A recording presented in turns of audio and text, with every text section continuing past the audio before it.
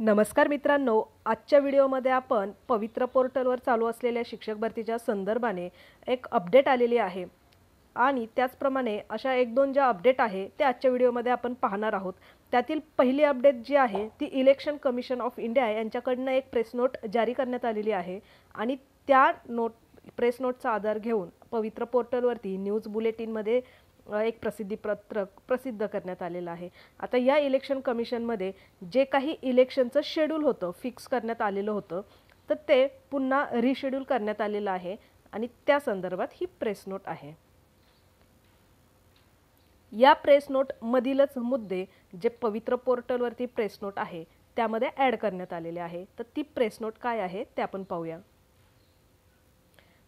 यामधील पहिला मुद्दा, राज्यातील विधान परिषदेच्या कोकण विभागातील शिक्षक व पदवीधर तसेच नाशिक विभागातील शिक्षक मतदारसंघातील निवडणुकीचा कार्यक्रम दिनांक 8/5/2024 रोजी प्रसिद्ध झाला होता व तात्काळ आदर्श आचारसंहिता लागू झाली होती। त्यातून शिक्षक पदभरतीसाठी सूट देण्यासाठी शासनाकडे दिनांक 10/5/2024 रोजी प्रस्ताव सादर करण्यात आला होता। दुसरा मुद्दा देण्यात आलेला आहे की दरम्यान सदर निवडणुकीचा कार्यक्रम पुढे ढकलण्यात आला आहे असे भारत निर्वाचन आयोगाकडील दिनांक 24/5/2024 म्हणजेच या आधी तुम्हाला जी प्रेस नोट दाखवली होती त्या प्रेस नोटमध्ये नमूद करण्यात आले आहे। त्यामुळे विधान परिषद निवडणूक संबंधी आदर्श आचारसंहितेचा अंमल आता लागू राहणार नाही।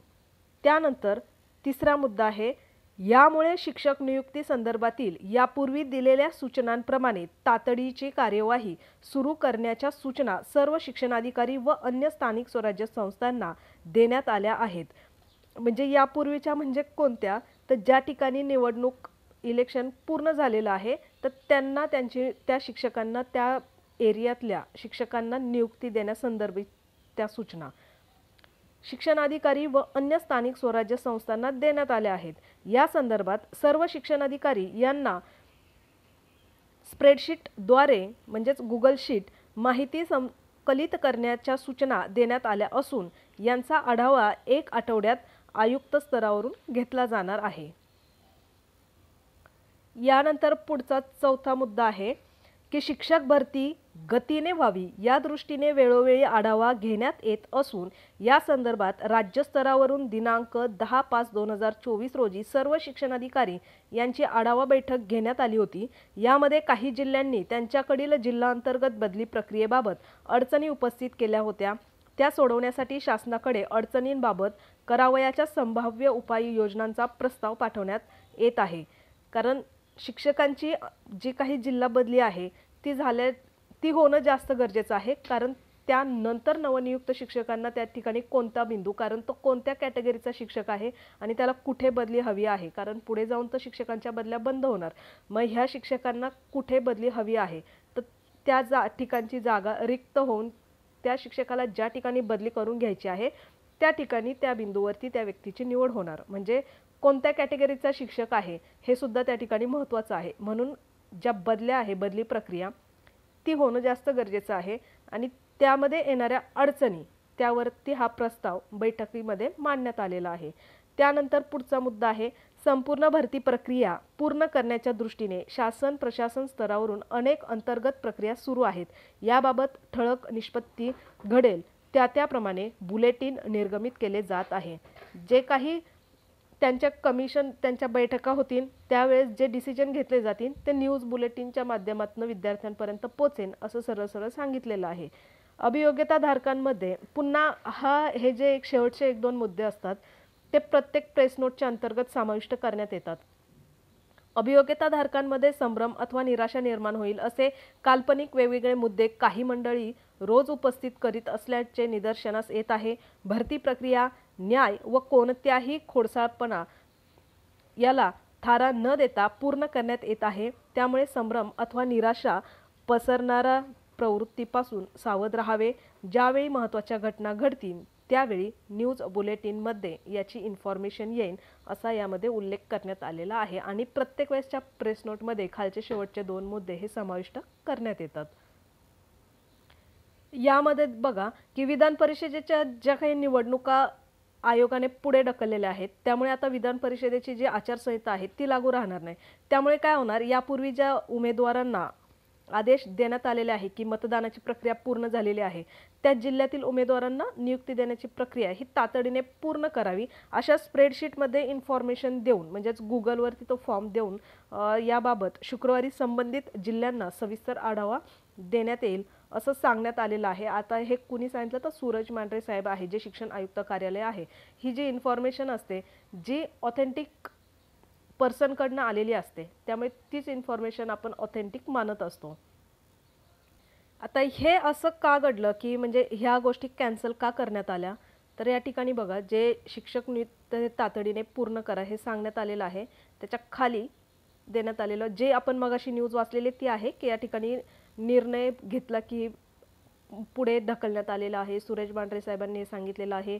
निवडणूक आयोगाच्या परवानगीनंतर मतदान झालेल्या ठिकाणी शिक्षक भरती प्रक्रिया राबवली जात आहे. राज्यातील निम्म्यापेक्षा जास्त मतदारसंघांमध्ये लोकसभेचे मतदान पूर्ण झाले, परंतु निवडणूक आयोगाने शिक्षक व पदवीधर मतदारसंघाच्या निवडणुका जाहीर केल्याने आचारसंहितेचा अडथळा निर्माण झाला होता.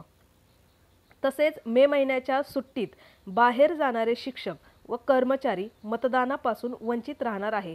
त्यामुळे ही तारीख बदलून शाळा सुरू झाल्यानंतर जून महिन्याच्या शेवटची मतदान घ्यावे, या मागणीसाठी शिक्षक भरतीच्या वतीने सुभाष किसन मोरे यांनी मुंबई उच्च न्यायालयात दाद मागितली आहे.